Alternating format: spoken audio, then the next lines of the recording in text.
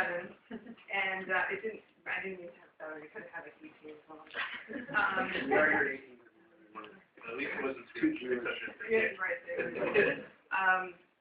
So basically, these fall in the categories of what I like to call meeting hygiene.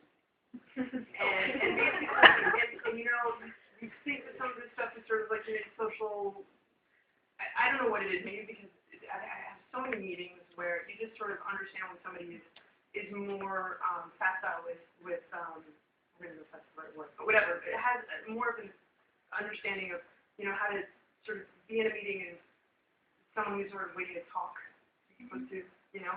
So first 2 tips have to do with meeting hygiene. The 3rd through 5th tip has to do with sort of macro, peripheral vision, contexting for a social entrepreneur to really understand the 360 view of his or her reality. And then the last 2 tips have to do with the micro intervention.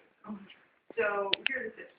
Tip 1 and 2, meeting hygiene. Never assume and listen and ask questions. Never assume. So recently, an example, I had somebody come to me and they were like, oh my God, this is an organization that was never funded before, you know, potential for the future. You know, I looked at your website, he says, and you know, it looks great. You know, it seems like, you know, there could be some synergistic or some, you know, buzzword. And I looked at him and I was like, really? We don't have a website. Oh, well, I mean, what does that say to me? It says to me that somehow the credibility is shot there. I mean, 99.9% of people do, or organizations do have websites. A lot of funders don't. A lot of major gifts, I mean, individuals certainly don't. You can't assume. And not only that, if you're curing cancer, that's great. But just by that, I'm going to go to another organization that cures cancer because there's going to be some follow-through and there isn't going to be that laziness. Don't assume. Don't assume somebody's Jewish necessarily. I mean, I have a colleague.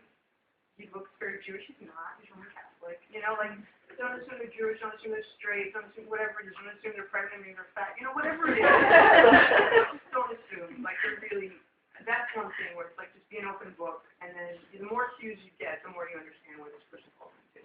The second one, having to do with meeting hygiene, is listen and ask questions. Again, having to do with that waiting to speak thing. You just understand when somebody's not making eye contact, when they're not asking any questions, when they're not sort of taking some of the bits and pieces, when they ask a question that you talked about earlier and you sort of answered. Just don't do that. I mean, it's, you know, just try to be present in the moment. Treat it like a kavruta. Treat it like a first date with someone that you actually like. Like, just be present because this is all about, I mean, the social entrepreneur starting out, it's an uphill battle. And if you don't have, you know, a circle of allies around you, you're really going to have to build that, and that has relationships, and if they like you, and, you know, it's all about relationship and trust. So meeting hygiene. The next 3 sort of speak to some of the federation stuff, and just understanding your peripheral vision. They are know your innovation matrix, another buzzword. Know who came before you, we sort of talked about, and recognize some established Jewish organizations do innovative work. And you know, the innovation matrix is sort of like, it's something that Echoing Green, actually, the Echoing Green Foundation uses. And they're sort of like a Joshua Venture. I've never, ever thought of it this way, but they're sort of like a Joshua Venture in the secular community, even though they were founded in the 1980s.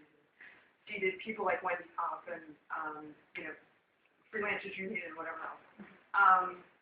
Know who is doing the kind of work you're doing. And not specifically the kind of work, because you're always going to have to be, you know, a little bit different. But you know, who is offering the same kind of services, who's just around you, because if you don't take the interest to research that, and I ask one question that throws you off guard, that's really off-putting, and it just seems like you didn't do your homework, and that's just really not a good sign. And I would say in the Jewish and the non-Jewish world, you know, like there are certain models that we can take, and many models in the non-Jewish world. Perhaps, I mean, if we're talking about engagement, you know, what's the Christian community, certainly the evangelical Christian community has, you know, corner the market on engagements and leadership development and other things. You know, what are some nuggets that we can take that can be helpful? So innovation matrix. Know who came before you. You know, we sort of talked about it. Just have respect for it. I've seen so many people walk into a room and just be like, we're building something new and it's a completely new platform and it's new, buzzword. And it might be new, but as a trustee of mine likes to say, there are no new ideas, it's just good execution. And I don't know if I agree with that, to be true, but there is something to that. I don't want to pick on you, Ellie, but you know there is something to understanding that there is a hub around movement that happened around the 70s 70s, and then it's not necessarily so new that independent union needs cropped up, but the execution is impeccable. So having that sort of like sense of is very helpful again to show that you care enough to understand where you came from. And then established institutions, doing innovative work. I mean, I do think that federations do.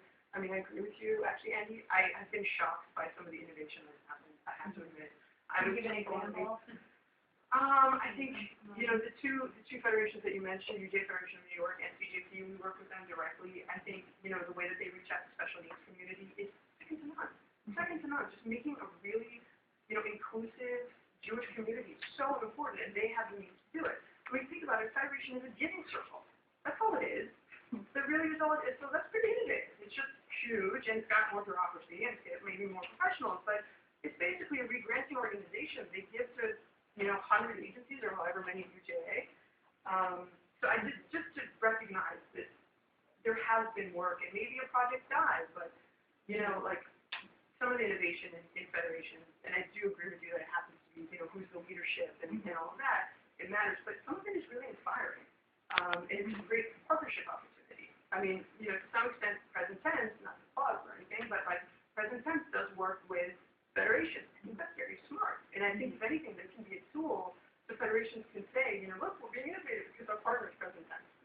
So there really is a nice synergy there. The question is though, is that just using their sample, their token innovative organization? But that's okay, because even if there's a wedge I'm sort of going to you, I think you're right, like there does need to be internal and external sort of innovation happening. So if there's internal innovation happening, that might permeate, more, and then all of a sudden a culture shift happens. Right. It doesn't happen overnight, it's more slow, there's, you need more patience, but it's true. I think we're going to move on to the next